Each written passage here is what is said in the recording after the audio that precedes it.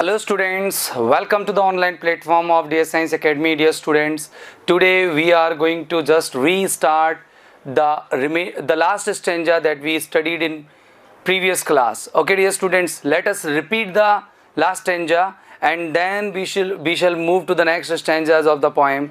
और बहुत interesting poem है, अच्छी पोएम है द रोड साइड स्टैंड. यहाँ पर पोइट एक बहुत ही पिटीफुल कंडीशन व्यक्त करता है, सिंपैथी शो करता है उस रोड साइड स्टैंड चलाने वाले ओनर की तरफ. तो पोइट क्या कहता है कि ये जो रोड साइड स्टैंड चलाने वाले हैं ये लोग यहाँ क्यों आए हैं, कुछ सिटी मनी को मांगने के लिए.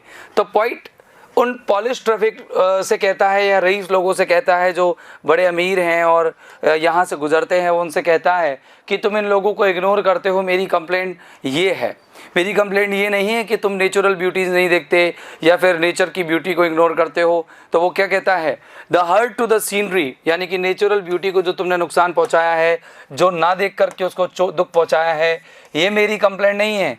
मेरी कंप्लेंट क्या है कि तुमने उनके ट्रस्ट को सौरो दिया है, उनके उस विश्वास को दुख पहुंचाया है जो दुख अनकहा है. मतलब इतना भीषण दुख उन लोगों को हो रहा है, इतना कॉलोसल जो सौरो है उनको हो रहा है कि मैं उसको अपने शब्दों में बयां नहीं कर सकता.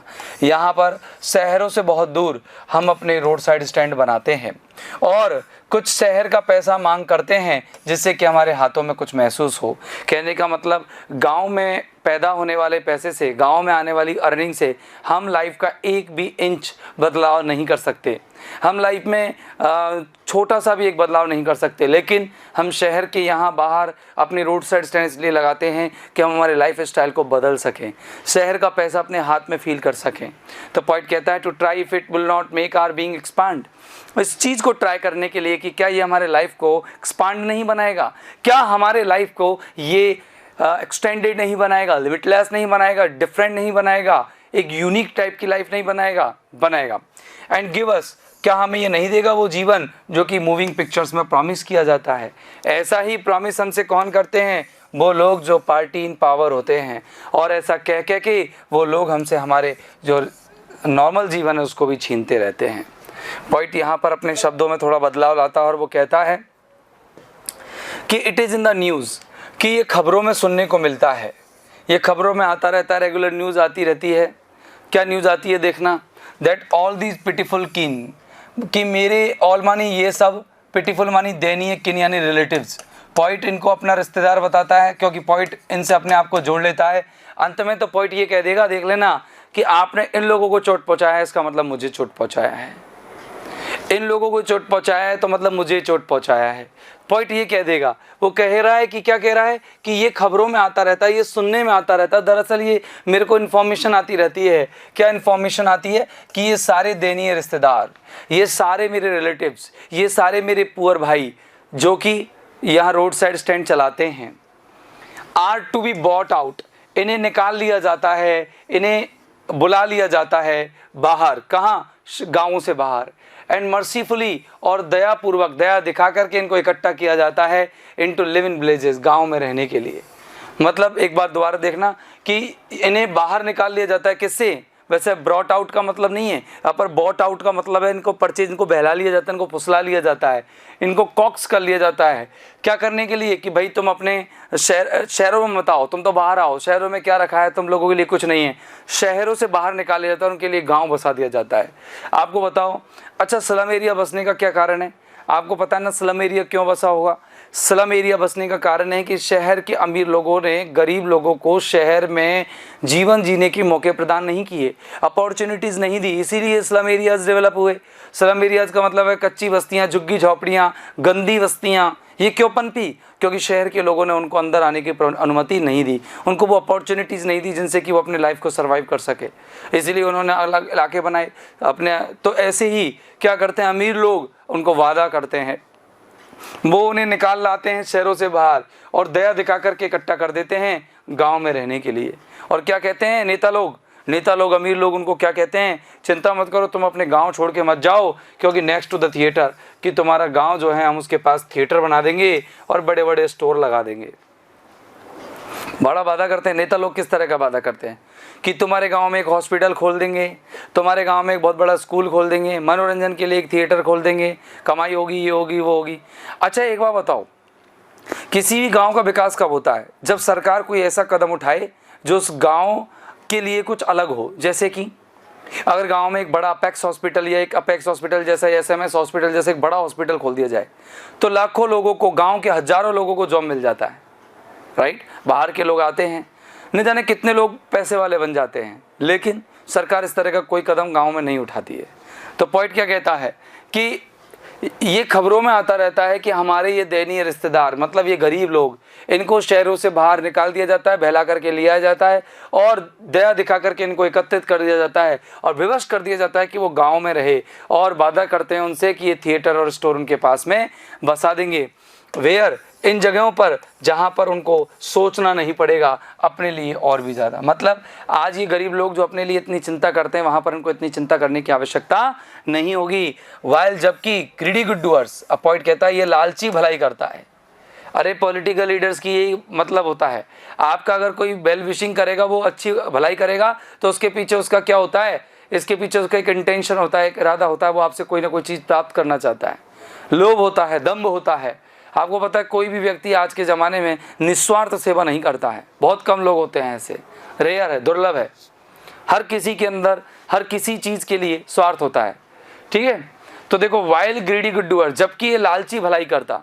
देखो एलिट्रेशन आया है और ऑक्सीमोरॉन है, क्योंकि जो भलाई करने वाला व्यक्ति कभी लालची नहीं हो सकता और जो लालची है वो किसी की भलाई नहीं कर सकता।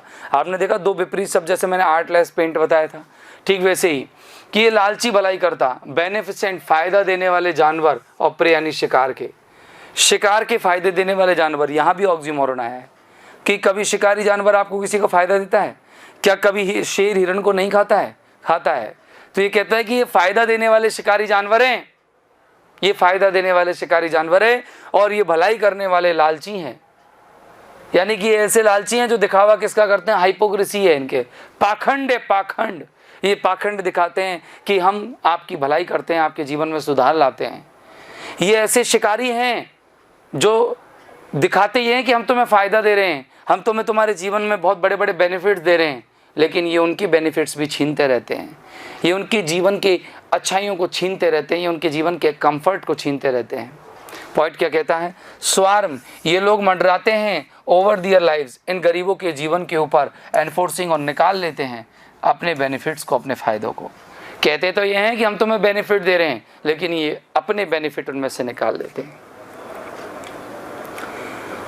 गरीब, पहले का एक समय था जब कैसे कोई खेती करने वाला गरीब होता था। मानो मेरे पास 2 बीघा ज़मीन है, मुझे खेती करनी है, मेरे पास बीज खरीदने को, खाद खरीदने को पैसे नहीं हैं, तो ऐसे लालची भलाई करता आराम से मिल जाते थे साहूकार लोग। इनके पास जाओ, कर्ज पर बहुत बड़ा ब्याज दे लेकर के कर्ज पर पैसा देते थे और दिखाते ये थे कि देख मैंने तुझे पैसा दिया जब तेरी ज़रूरत पड़ी।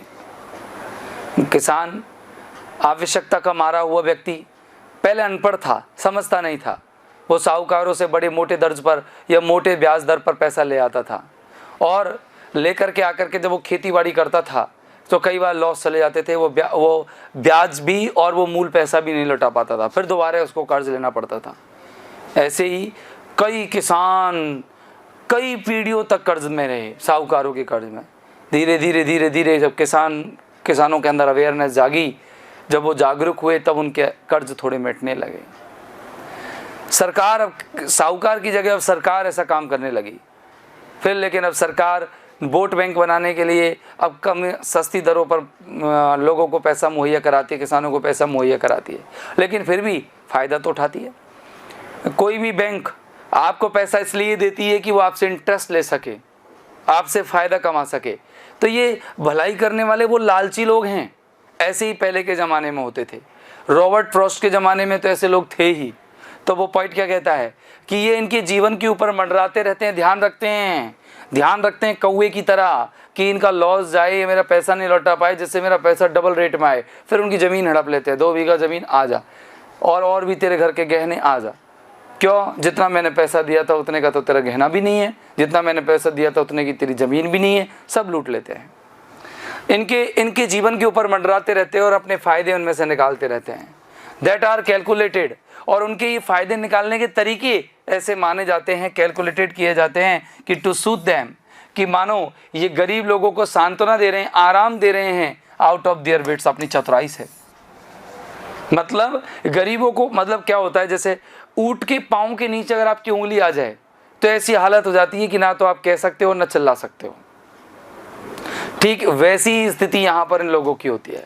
वो कहते हैं कि अमीर लोग या लालची लोग क्या करते हैं, दिखावा ऐसा करते हैं मानो कि वो उनको बहुत बेनिफिट्स दे रहे हैं, वो अपने बेनिफिट्स निकालते हैं और ऐसा दिखावा करते हैं अपनी चतुराई से, मानो कि वो उनको कंसोल कर रहे हो, सांत्वना दे रहे हो, उनकी लाइफ में कंफर्ट पहुंचा रहे हो। एंड बाई टीचिंग देम, और उन्हें सिखाते हैं हाउ टू स्लीप, कि कैसे सोएं, कैसे आराम करें, और उनको ये सिखा करके वो खुद दिन भर सोते हैं, खुद दिन भर सोते हैं। मतलब वो लोगों को ये केवल आश्वासन देते रहते, झूठा आश्वासन देते हैं कि ज़िंदगी में इतना भाग दौड़ क्यों करते हो, आराम करो, चैन से रहो, और खुद चैन से रहते हैं। क्यों? क्योंकि उनके जीवन से उनकी मेहनत का बेनिफिट भी उन्होंने चुरा लिया है। अमीरों ने गरीबों की मेहनत के बेनिफिट भी ले लिए हैं। पॉइंट थोड़ी सी डिफ़िकल्ट है, थोड़ा समझना, डीप सेंस है। और नष्ट कर देते हैं उनकी नींद को एट नाइट, रात में भी, द एंशिएंट वे, पुराने तरीके से। एक बात बताओ, मैं एक किसान हूँ और मेरे पास 1 बीघा ज़मीन है, खेती बाड़ी के लिए पैसा नहीं है। मैं एक साहूकार के पास गया और मैंने 2 लाख रुपए उधार ले लिए। अब 2 लाख पर 2%, 3% का ब्याज ले लिया, 3 रुपये सैकड़े का। अब ब्याज लेकर के, ब्याज पर मैं पैसा लेकर के आ गया और उन्होंने कहा चिंता मत कर, तू तो आराम से सो। मतलब हमें सिखाया कि तुझे चिंता नहीं करनी है, तुझे सिर्फ तुम्हारा काम करना है, पैसा मैं दे रहा हूँ, तू तो आराम कर, और खुद सोते हैं। और जबकि असलियत ये है कि उसका पैसे लेने के बाद मेरी नींद उड़ गई, क्योंकि अगर मैंने पैसा लेकर के पैसा रख लिया और उसको यूज नहीं लिया और उससे पैसा नहीं कमाया तो मेरे पास इतना बड़ा ब्याज का बोझ हो जाएगा जिसको मैं ज़िंदगी भर नहीं चुका पाऊंगा। मेरी नींद उड़ जाएगी, मेरी रात की नींद भी उड़ जाएगी। तो यही तो पॉइंट कह रहा है कि एंड बाय टीचिंग देम, और ये अमीर लोग इन लोगों को पढ़ाते हैं, इन गरीबों को पढ़ाते हैं कि कैसे सोए, और दे स्लीप, और अमीर लोग सोते हैं पूरे दिन भर, और इस तरह से वो उनकी नींद को ख़राब कर देते रात की भी, पुराने तौर तरीके से। वही पुराना तौर तरीका जिस तरीके को साहूकार लोग पहले के टाइम पर मार्जिनलाइज्ड कम्युनिटीज़ से सिड्यूस करते समय अपनाते थे, उनको एक्सप्लॉइट करते समय अपनाते थे। तो पॉइंट क्या कह रहा है, एक बार इंग्लिश में लिसन कर लीजिए, इसको सुन लीजिए। Here, Robert Lee Frost in simple words says that it is always heard, it is in the news, it is the information that comes to him that all his pitiful kins, all his relatives, all the roadside stand runners, or all the poor people who live in villages are collected by the rich people and are called in by the rich people to come out of the city life and to live, or they forces them to live in villages. And they promise them to situate theaters, to construct stores just inside or just beside or very close to their villages, so that they can get each type of comfort that the city people have or the city people get. And they are promised there to have no worries about materialistic life. They are promised to be provided each kind of comfort even in villages. Okay, but the poet says these are hypocritical people. They are very greedy, but they show that they are doing good with these poor people. They are just like beasts of prey, but they show that they are giving benefits to them. The poet says they show that they are giving benefits, they show that they are just doing good with them, but they swarm over their lives. They take out their benefits in double. They take out their benefits in double from the poor people. And this clever act of them is just calculated, as they are doing console, they are doing just satisfaction, they are giving satisfaction, they are giving sooth to these poor people cleverly. But here the poet says their tactful way of teaching them to sleep, it just fail, because it's just failure, because they teach them how to sleep but they sleep themselves. They promise them not to take tension not to take tension of their problems, not to take the tension of their adverse condition, and they just help them in adverse condition but take their lot of benefits from that opportunity. Poet says that these people teach them to sleep, but they sleep and destroy their sleep. Who sleep? The sleep of the poor people in an ancient way. In ancient way, sahukars, the middleman and the rich people used to give money to farmers, to peasants, to yeomen, okay, at high interest rate. But many a time it was seen that they were incapable in paying back that money due to less rainfall, or due to drought, due to famine. That time they had to sell their land, their jewelry, their house, okay, and they had to pay their money.